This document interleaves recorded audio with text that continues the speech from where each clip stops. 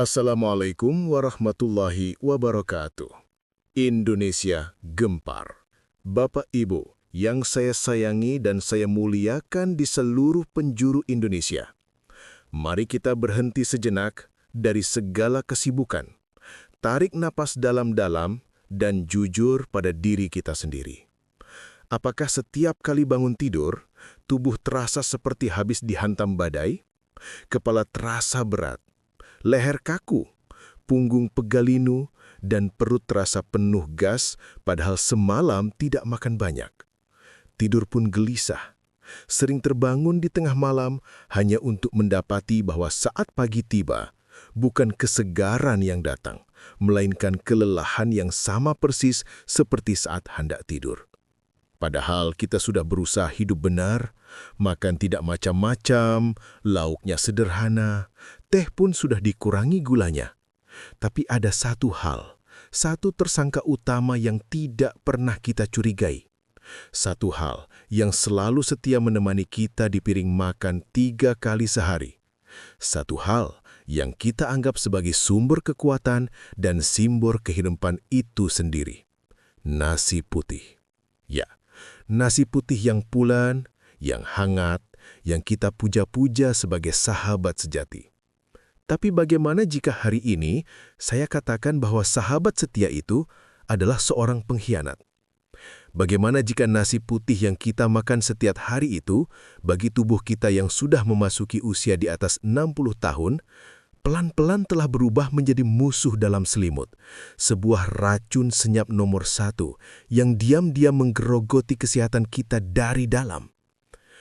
Perkenalkan, nama saya Dr. Selamat Wibowo. Selama lebih dari 30 tahun, Tuhan memberikan saya kesempatan untuk mendampingi dan merawat para orang tua, para lansia hebat dari desa-desa subur di kaki Gunung Kerinci hingga ke pesisir panas di utara Jawa. Dari ribuan pertemuan, dari ribuan keluhan yang saya dengar dengan saksama, saya menemukan sebuah pola mengerikan yang berulang terus-menerus. Keluhan seperti diabetes yang tak kunjung turun, kolesterol yang bandelnya minta ampun, asam urat yang sering kambuh menyiksa, kaki yang mulai kebas dan kesemutan, mata yang semakin kabur hingga ingatan yang mulai memudar. Ternyata, semua penderitaan itu seringkali memiliki satu akar masalah yang sama, satu tersangka utama yang tidak kita duga. Bukan gorengan, bukan santan, bukan pula kopi. Tersangka utamanya adalah cara kita memandang dan mengonsumsi nasi putih. Ini bukan salah bapak atau ibu. Ini adalah sebuah konspirasi keheningan di dalam budaya kita. Sebuah kebiasaan turun-temurun yang begitu mendarah daging hingga tidak pernah dipertanyakan. Kita diajarkan oleh orang tua kita, kalau belum makan nasi, artinya belum makan.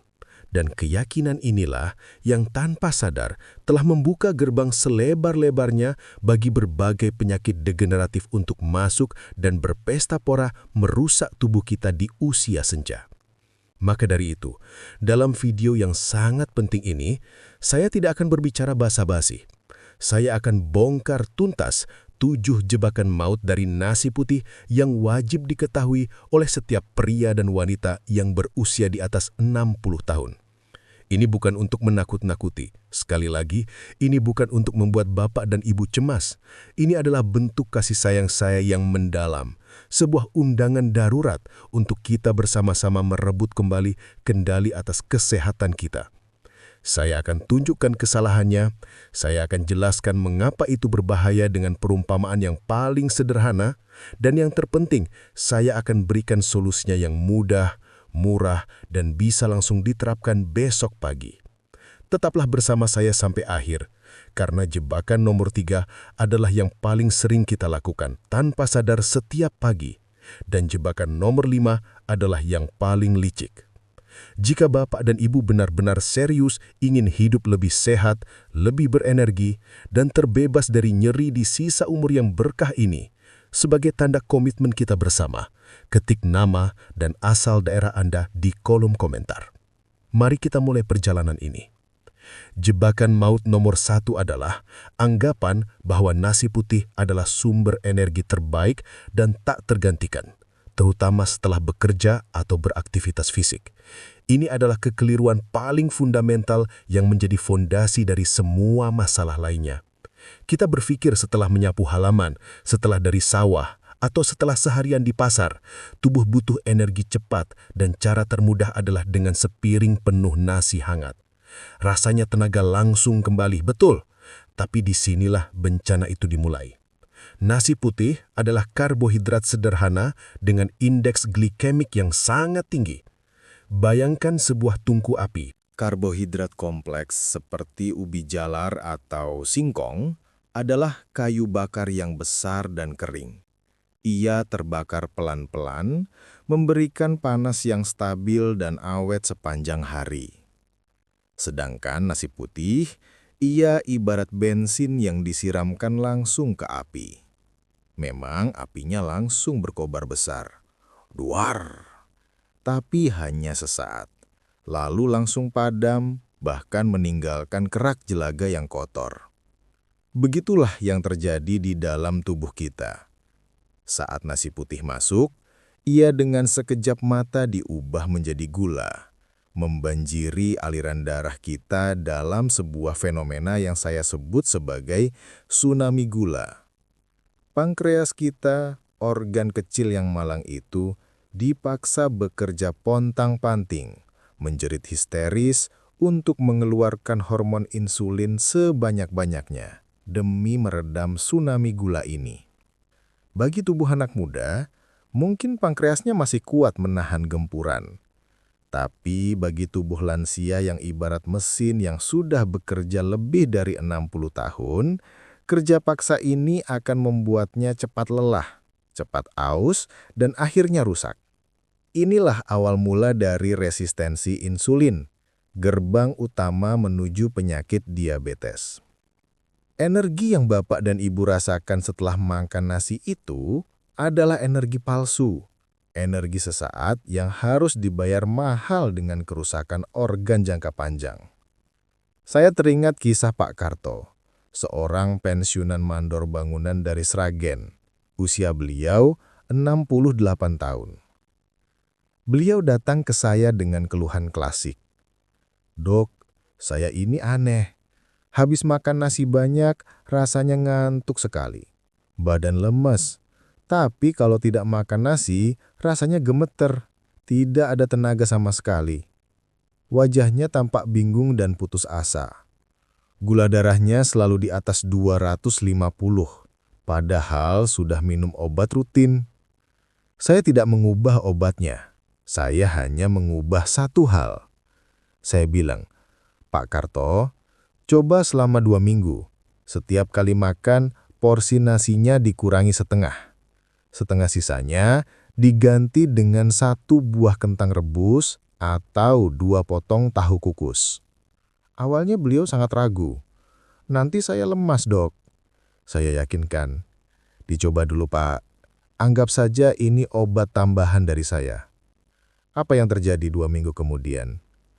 Pak Karto datang kembali dengan senyum yang jauh lebih lebar. "Dok, ajaib. Badan saya rasanya lebih enteng. Rasa ngantuk setelah makan hilang. Dan yang paling penting, saya tidak lagi gemetaran kalau telat makan. Gula darah saya pagi ini 180, Dok. Pertama kalinya di bawah 200 dalam 3 tahun terakhir." Lihat Bapak Ibu. Solusinya bukan menghilangkan nasi sama sekali, tapi memahami bahwa ia bukan satu-satunya sumber energi. Energi yang stabil dan tahan lama justru datang dari sumber lain yang lebih ramah bagi tubuh kita. Jadi mulai sekarang, ubahlah pola pikir. Anggap nasi sebagai pelengkap, bukan makanan utama. Sumber energi utama kita di usia senja seharusnya berasal dari protein seperti tahu, tempe, telur, dan ikan, serta karbohidrat kompleks seperti umbi-umbian dan sayuran.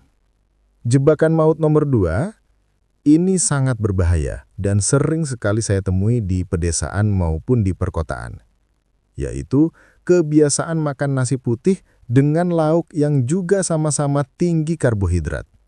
Coba kita jujur pada diri sendiri. Seberapa sering kita makan nasi dengan mie instan? Atau nasi dengan perkedel kentang? Atau nasi dengan bakwan yang penuh dengan tepung? Kita menganggap itu adalah lauk. Padahal sejatinya itu adalah nasi makan nasi. Ini adalah resep bencana yang sempurna untuk tubuh seorang lansia. Bayangkan kembali tsunami gula yang tadi saya ceritakan. Jika makan nasi putih saja sudah seperti satu gelombang tsunami, maka makan nasi ditambah mie instan atau perkedel adalah seperti 3 gelombang tsunami yang datang bersamaan dari arah yang berbeda. Tubuh kita benar-benar dihantam habis-habisan. Pankreas tidak lagi hanya menjerit, tapi mungkin sudah pingsan. Gula di dalam darah melonjak ke tingkat yang sangat berbahaya, membuat darah kita menjadi kental dan lengket seperti sirup. Darah yang kental ini akan mengalir dengan susah payah ke seluruh tubuh. Pembuluh darah kita yang super halus, yang menuju ke mata, ke ginjal, ke ujung-ujung jari kaki, akan menjadi yang pertama kali mampet dan rusak. Inilah mengapa penderita diabetes sering mengalami masalah penglihatan yang semakin kabur, fungsi ginjal yang terus menurun hingga harus cuci darah, dan kaki yang terasa kebas atau bahkan luka yang tak kunjung sembuh. Semua itu berawal dari piring makan kita, dari kombinasi maut antara nasi, mie, dan tepung. Saya punya cerita yang sangat menyentuh dari Ibu Lastri, seorang penjual jamu gendong dari Wonogiri, usianya 64 tahun. Beliau datang dengan keluhan kedua telapak kakinya terasa tebal dan sering kesemutan seperti digigit ribuan semut. Tidurnya tidak pernah nyenyak. Setelah saya periksa, gula darahnya memang tinggi. Lalu saya tanya kebiasaan makannya. Saya makannya sederhana kok, Dok. Pagi nasi sama bakwan satu, siang nasi sama tahu bacem. Malam, kadang nasi sama kerupuk saja udah cukup. Hati saya miris mendengarnya. Saya jelaskan pelan-pelan. Bu, yang jadi masalah bukan kesederhanaannya, tapi jenisnya. Bakwan itu tepung, kerupuk itu tepung. Ibu setiap hari makan nasi ditambah tepung. Itu yang membuat darah ibu jadi kental dan aliran darah ke kaki tidak lancar. Saya sarankan beliau mengganti lauknya. Coba Bu, bakwannya diganti tempe kukus, kerupuknya diganti 1 butir telur rebus, nasinya tetap setengah piring. Sebulan kemudian, Ibu Lastri datang lagi. Kali ini bukan untuk berobat, tapi untuk mengantar sebotol kunyit asam buatan sendiri. Sambil tersenyum haru, beliau berkata, "Matur nuwun sangat, Dok. Geringgingan di kaki saya sudah banyak berkurang. Sekarang saya bisa tidur lebih nyenyak. Ternyata benar, lauk saya yang salah selama ini." Bapak, Ibu yang saya muliakan, lauk itu seharusnya menjadi penyeimbang nasi, bukan penambah beban. Lauk yang benar untuk lansia adalah yang kaya protein dan serat. Contohnya ikan kukurs, ayam tanpa kulit, tahu, tempe, telur, dan sayur-sayuran berdaun hijau. Saya mohon, hindari menggabungkan nasi dengan sumber karbohidrat lain dalam satu piring. Pisahkan mereka. Jika hari ini sudah makan nasi, jangan makan mie atau roti. Jika ingin makan kentang, jangan makan nasi. Prinsip sederhana ini bisa menyelamatkan ginjal dan mata bapak dan ibu di masa depan. Jebakan maut nomor 3. Dan ini mungkin yang paling mengejutkan bagi banyak orang, yaitu kebiasaan sarapan dengan nasi putih. Loh, Dok, sarapan kan penting untuk tenaga seharian. Betul, sarapan sangat penting. Tapi sarapan dengan nasi putih bagi lansia adalah sebuah kesalahan fatal. Izinkan saya jelaskan. Setelah kita tidur semalaman sekitar 8 hingga 10 jam, tubuh kita berada dalam kondisi puasa. Di pagi hari, sensitivitas sel tubuh kita terhadap insulin sedang berada di puncaknya. Artinya, sel-sel kita sangat ganas dalam menyerap gula. Jika di saat yang sangat sensitif itu, kita langsung memasukkan nasi putih, si bom gula itu, maka lonjakan gula darah yang terjadi akan jauh lebih dahsyat dibandingkan saat kita makan siang atau malam. Lonjakan ekstrim ini akan memicu peradangan di seluruh tubuh. Peradangan kronis tingkat rendah inilah yang menjadi biang keladi dari hampir semua penyakit penuaan. Mulai dari nyeri sendi atau rematik yang sering kumat di pagi hari, tekanan darah tinggi yang sulit dikontrol, hingga kerusakan sel-sel otak yang mempercepat kepikunan. Rasa kaku dan nyeri yang bapak dan ibu rasakan saat bangun tidur, itu seringkali diperparah oleh sarapan nasi putih yang kita santap 30 menit kemudian. Tubuh yang sedang meradang disiram lagi dengan bensin peradangan, maka jadilah api yang semakin berkobar. Saya ingin berbagi pengalaman dari Pak Suryo, seorang pensiunan guru SD dari Magelang, usia 71 tahun. Beliau adalah gambaran pasien yang sangat disiplin, minum obat teratur, tidak merokok, tidak minum kopi. Tapi anehnya, tekanan darahnya selalu tinggi di kisaran 160/100 dan lututnya selalu bengkak dan nyeri setiap pagi. Beliau sampai frustasi. Suatu hari, saya tanya detail tentang sarapannya. Saya sarapan biasa, Dok. Nasi setengah piring, sama sayur bening dan sepotong tempe goreng. Pola yang terlihat sangat sehat, bukan? Tapi saya menemukan celahnya.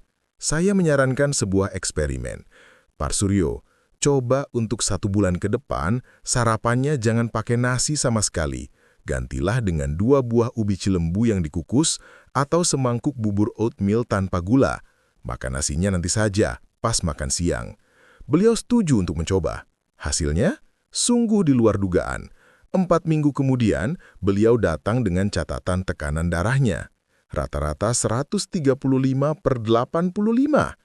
Dan yang membuatnya paling bahagia adalah nyeri di lututnya berkurang drastis. Beliau bisa kembali berjalan pagi keliling komplek tanpa harus terpincang-pincang. Saya tidak menyangka, Dok. Ternyata biang keroknya ada di sarapan nasi saya selama puluhan tahun ini, kata beliau dengan mata berkaca-kaca. Bapak, Ibu, sarapan adalah waktu emas untuk memberikan nutrisi terbaik bagi tubuh, bukan untuk meracuninya dengan gula. Sarapan terbaik untuk lansia adalah yang kaya serat dan protein, yang melepaskan energi secara perlahan. Contohnya, ubi, talas atau singkong rebus, bubur kacang hijau tanpa santan, atau 2 butir telur rebus ditambah semangkuk kecil sayuran. Simpan jatah nasi putih Bapak dan Ibu untuk makan siang saja. Perubahan kecil ini akan memberikan dampak yang luar biasa bagi tingkat peradangan di tubuh Anda. Jebakan maut nomor 4 adalah mengonsumsi nasi putih yang sudah dingin dan dipanaskan kembali. Ini adalah kebiasaan yang sangat lumrah di rumah tangga kita. Nasi sisa semalam, daripada dibuang, lebih baik dipanaskan lagi di magic jar atau dikukus. Dari segi penghematan memang baik. Tapi dari segi kesehatan, ini adalah sebuah ancaman tersembunyi. Saat nasi didinginkan, struktur patinya akan berubah menjadi sesuatu yang disebut pati resisten. Pati resisten ini sebenarnya bagus, karena ia tidak mudah dicerna dan tidak menaikkan gula darah secepat nasi panas. Masalahnya muncul ketika nasi dingin ini kita panaskan kembali. Proses pemanasan ulang ini, menurut beberapa penelitian, justru membuat pati di dalam nasi menjadi jauh lebih mudah terurai menjadi gula saat masuk ke dalam pencernaan, bahkan lebih cepat daripada nasi yang baru matang. Jadi, nasi yang dipanaskan ulang memiliki potensi untuk menciptakan lonjakan gula darah yang lebih parah. Selain itu, nasi yang dibiarkan terlalu lama di suhu ruang sebelum dipanaskan kembali beresiko ditumbuhi bakteri bernama Bacillus cereus. Bakteri ini bisa menghasilkan racun yang tidak mati oleh pemanasan dan dapat menyebabkan keracunan makanan dengan gejala mual, muntah, dan diare. Bagi lansia yang sistem pencernaannya lebih sensitif dan daya tahan tubuhnya tidak sekuat dulu, ini bisa menjadi sangat berbahaya dan menyebabkan dehidrasi. Saya teringat kasus Ibu Fatimah dari Gresik, usia 66 tahun. Beliau sering mengeluh perutnya kembung, begah, dan sering diare tanpa sebab yang jelas. Beliau sampai takut makan macam-macam. Setelah saya usut kebiasaan dapurnya, ternyata beliau dan suaminya hanya tinggal berdua. Mereka sering memasak nasi untuk seharian penuh, lalu memanaskannya berulang kali agar tetap hangat. Saya jelaskan risikonya dan saya sarankan, Ibu, coba masak nasinya sedikit-sedikit saja, pas untuk sekali makan. Kalaupun ada sisa, jangan dipanaskan lagi. Nasi sisa itu lebih baik diolah menjadi camilan lain, misalnya dikeringkan jadi intip, atau digoreng jadi kerupuk gendar sesekali. Itu lebih aman daripada dipanaskan ulang.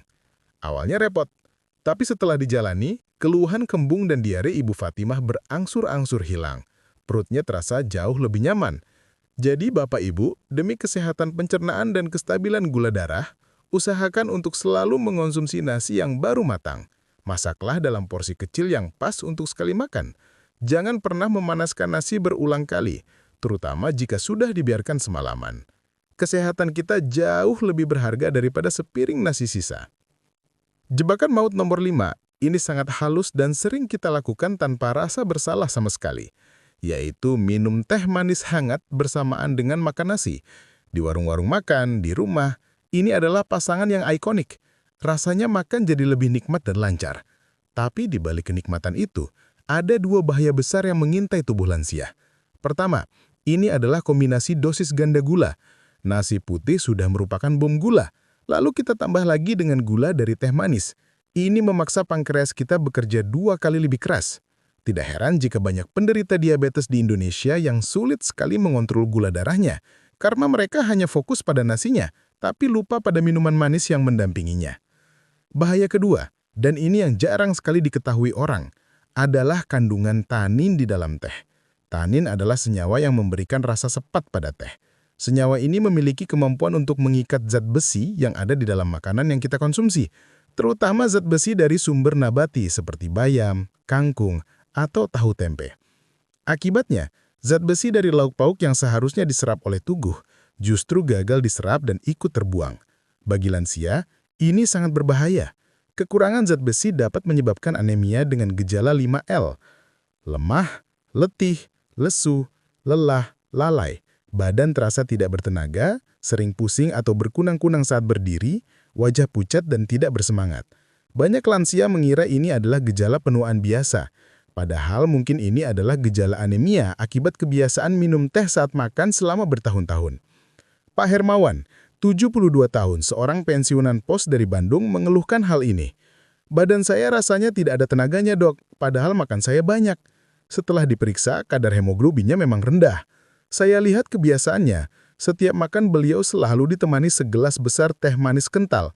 Saya sarankan, Pak, coba teh manisnya dihentikan dulu saat makan. Minumnya air putih saja.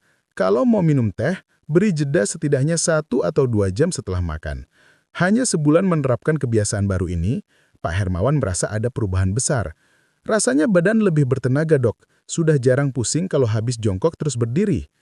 Bapak Ibu, minuman terbaik untuk mendampingi makan adalah air putih. Air putih membantu proses pencernaan tanpa mengganggu penyerapan nutrisi. Jika Bapak dan Ibu sangat menyukai teh, nikmatilah di waktu lain, misalnya di sore hari sebagai teman camilan, dan usahakan tanpa gula atau dengan sedikit sekali gula. Jangan jadikan teh manis sebagai pendamping wajib saat makan. Pisahkan mereka demi menjaga kadar gula darah dan zat besi Anda. Jebakan maut nomor 6 adalah menjadikan nasi sebagai satu-satunya solusi untuk mengatasi lapar di malam hari. Banyak lansia yang terbangun di tengah malam karena perut keroncongan. Lalu solusi paling praktis adalah pergi ke dapur, membuka magic jar, dan mengambil beberapa sendok nasi hangat agar bisa tidur lagi. Kebiasaan ini sangat merusak. Makan karbohidrat sederhana seperti nasi putih di tengah malam saat metabolisme tubuh kita sedang berada di titik paling lambat adalah cara paling efisien untuk menimbun lemak, terutama lemak di bagian perut. Gula dari nasi yang tidak terpakai sebagai energi akan langsung diubah dan disimpan menjadi lemak perut atau lemak visceral. Lemak inilah yang paling berbahaya karena ia membungkus organ-organ dalam kita dan melepaskan zat-zat pemicu peradangan yang bisa merusak jantung dan pembuluh darah.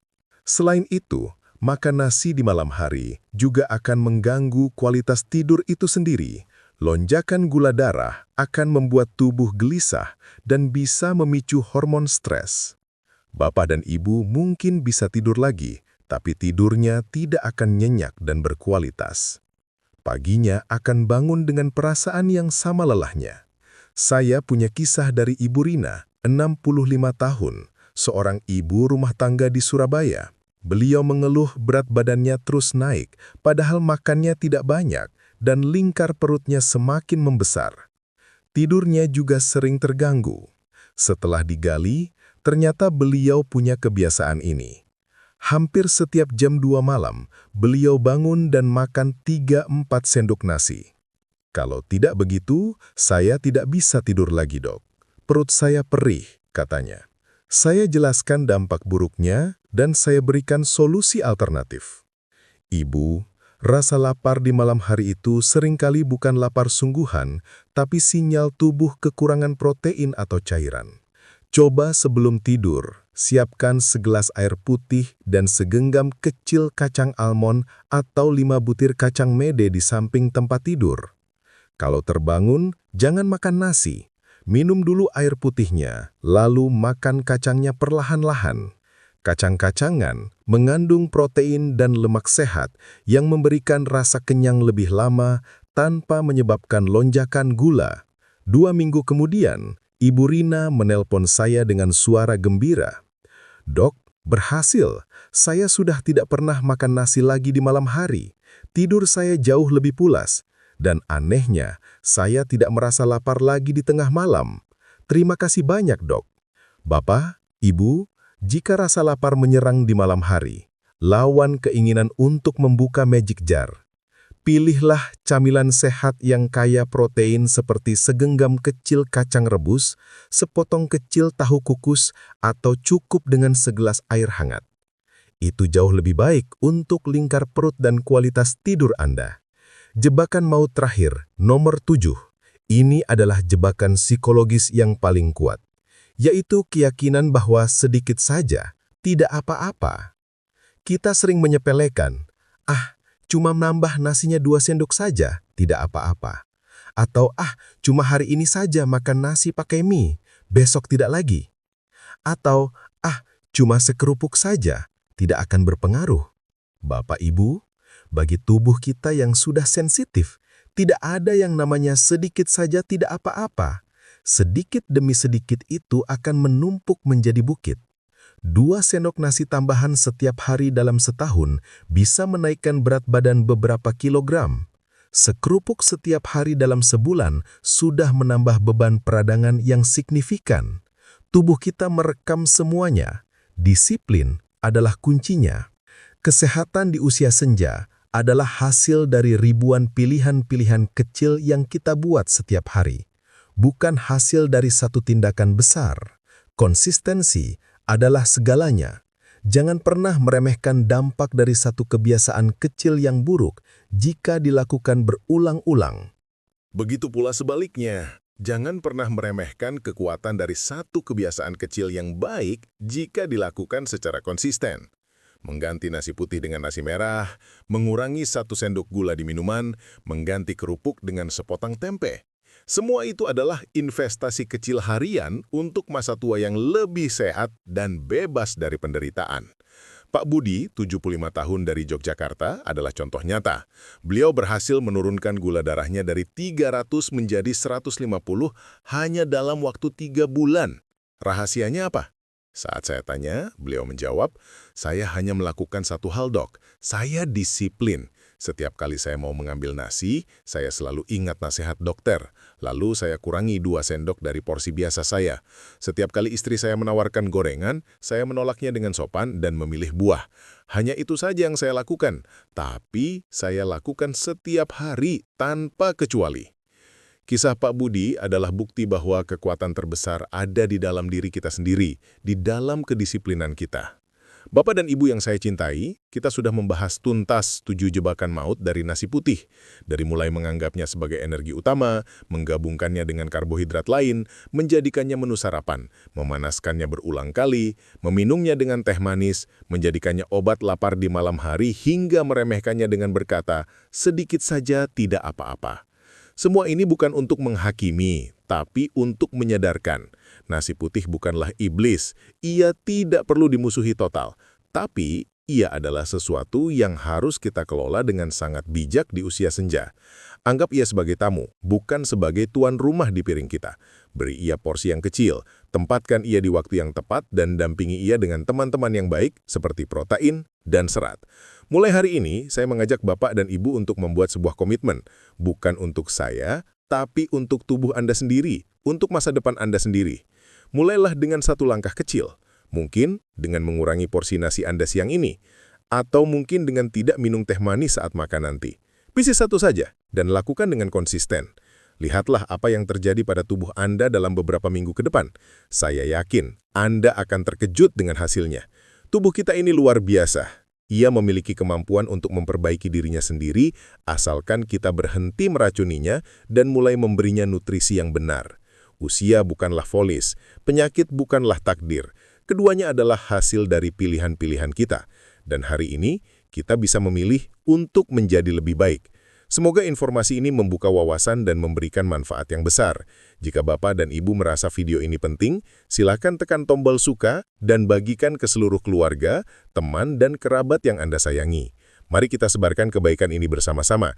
Jangan lupa untuk berlangganan channel ini agar tidak ketinggalan informasi penting seputar kesehatan lansia berikutnya. Terima kasih atas waktu dan perhatian Bapak dan Ibu semua. Semoga Allah senantiasa menganugerahkan kita semua kesehatan, kekuatan, dan sisa umur yang penuh berkah. Sampai jumpa di video selanjutnya. Wassalamualaikum warahmatullahi wabarakatuh.